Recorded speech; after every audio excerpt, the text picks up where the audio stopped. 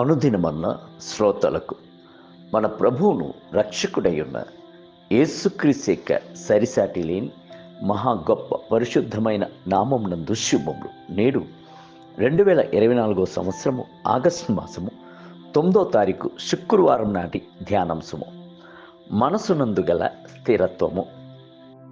Marks వార్త 10వ అధ్యాయము 48వ వచనమునందు వాడు, దావీదు కుమారుడా, నన్ను కరుణించుమని మరి ఎక్కువగా కేకలు వేశాను. బర్తిమేయు అను గుడ్డివాని యొక్క అంతరంగమునందు ఉండిన మనస్సునందు గల దృఢత్వమును ఇక్కడ చూచుచున్నాము. పట్టు విడవక ప్రభు వద్ద అడగబలెను అను సత్యము అతడు గ్రహించున్నాడు. అందుచేతనే ప్రార్థనయందు ఏ ఒక్కరును విసిగి వేసారి పోవుట గాని సొమ్మసిల్లి పోవుట గాని ఉండకూడదు. అడుగుడి, అప్పుడు మీకు ఇవ్వబడును. వెదుకుడి, అప్పుడు మీకు దొరుకును. తట్టుడి, అప్పుడు మీకు తీయబడును అని యేసు చెప్పాడు. మత్తయి సువార్త 7వ అధ్యాయం 7వ వచనం. కావున ప్రభు అనుగ్రహించు వరకును అడుగుచూనే ఉండుడి. మీరు కనుగొనేంత వరకును వెతుకుచూనే ఉండుడి.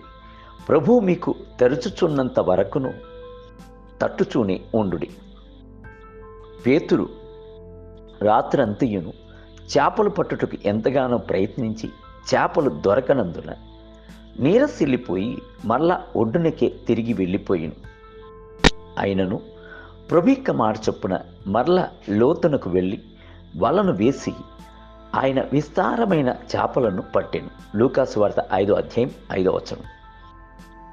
ఇస్సాకు బావులను త్రవ్వినప్పుడు గెరారు కాపరులు 2 సార్లు వాగ్వాదము చేసి అడ్డగించిరి.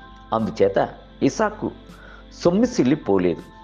మరలా బావులను తవ్వుచూనే ఉండేను. ఆదికాండం 26వ అధ్యాయం 19 మొదలుకొని 22 వచనం. పరిశుద్ధాత్మ అను జల ఊటను మీరు కనుగొనేంత వరకును సొమ్మసిల్లిపోకుడి. గలతీయులు ఆత్మయందు ప్రారంభించి శరీరం నందు ముగించబడుటను గమనించి సొమ్మసిల్లిపోక మరల క్రీస్తు స్వరూపం వారి యందు ఏర్పడి వరకు అపోస్తులైన పౌలు ప్రసవేదన పడి ప్రార్థించాడు. గలతీయులకు రాసిన పత్రిక 4వ అధ్యాయము 19వ వచనం. అందువల్ల కృపలో నుండి పడిపోయి వెనకబడిపోయిన గలతీయులు కల్వరి ప్రేమ వద్దకు మరలా తిరిగి వచ్చిరి. మీకు బిడ్డలు ప్రభులోనికి రాలేదే అనియు రక్షణ సంతోషము పొందుకొనలేదే అని తలంచి సొమ్మసిల్లిపోకుడి. మానక విడిచిపెట్టక వారి కొరకు ప్రార్థించుడి. ప్రభువైన యేసునందు విశ్వాసముంచుము, అప్పుడు నీవును నీ ఇంటివారును రక్షణ పొందుదు. అపోస్తల కార్యం 16వ అధ్యాయం 31వ వచనం అని ప్రభు సెలవిచ్చుచున్నారు కదా. యెహోషువ తన యోధులతో హాయి పట్టణం నందు యుద్ధమునకు వెళ్ళి ఓడిపోయాను. యుద్ధమునందు వేల కొలది ఇజ్రాయేలు పతనమైపోయిరి. అయితే యెహోషువ సొమ్మసిల్లిపోలేదు. దేవుని సముఖమునందు పడి ఓటమికి గల కారణము ఏమిటి అని కనుగొనెను. ఆ సంగతిని సరిచేసి మరలా యుద్ధమును చేసెను. అప్పుడు యెహోషువ వల్ల జయముపై జయము పొందగలిగాను. క్రైస్తవ ఆత్మీయ జీవితము ఒక యుద్ధ రంగము వలె ఉన్నది. యుద్ధమునందు కృషించిపోక లోకము మాంసము సాతానుతో ధైర్యముగా పోరాడుడి. మీ యుద్ధమును నడిపించువాడు సైన్యములకు అధిపతియగు యెహోవా కదా. పాపమును మీ జీవితంలో నుండి తొలగించుచున్నప్పుడు నిత్యముగానే ఆయన మీకు జయమును అనుగ్రహించును.